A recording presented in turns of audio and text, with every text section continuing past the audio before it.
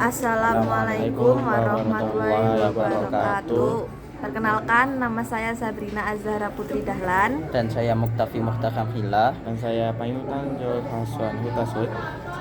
Kami dari kelompok 2 akan menjelaskan tentang probabilitas dan statistika dari proyek yang berjudul Alat pendeteksi tingkat stres pada manusia.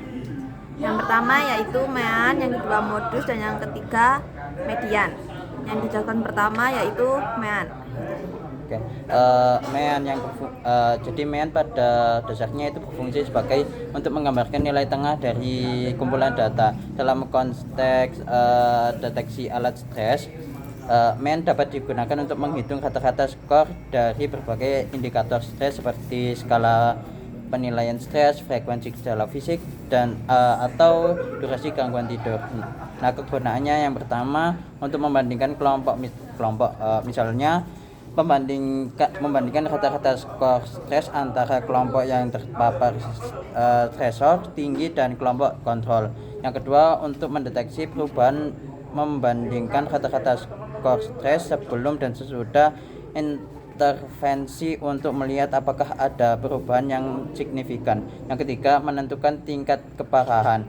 Nilai MEAN yang tinggi dapat mengindikasikan tingkat stres yang lebih tinggi secara keseluruhan dalam suatu populasi. Yang kedua yaitu median, yang akan dijelaskan oleh saya.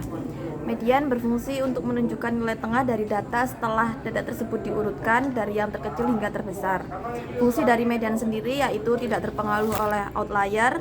Median lebih tahan terhadap nilai ekstrim atau outlier dibandingkan MEAN. Jika ada beberapa individu dengan tingkat stres yang sangat tinggi, median akan memberikan gambaran yang lebih akurat tentang tingkat stres mayoritas individu. Yang kedua yaitu distribusi data tidak simetris. Jika distribusi data tidak simetris, misalnya ada banyak orang yang dengan tingkat stres rendah, tetapi sedikit orang dengan tingkat stres sangat tinggi, median lebih baik digunakan daripada MEAN.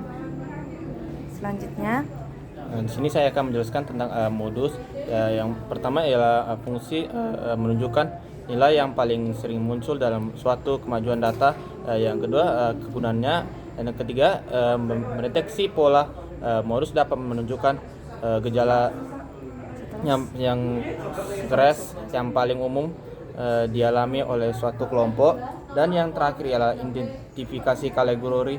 Ya, jika tingkat stres dibagi menjadi beberapa kategori, misalnya kayak rendah, sedang, tinggi, modus dapat menunjukkan kategori yang paling banyak diwakili.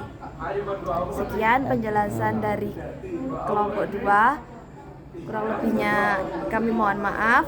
Wassalamualaikum warahmatullahi wabarakatuh. Bye bye.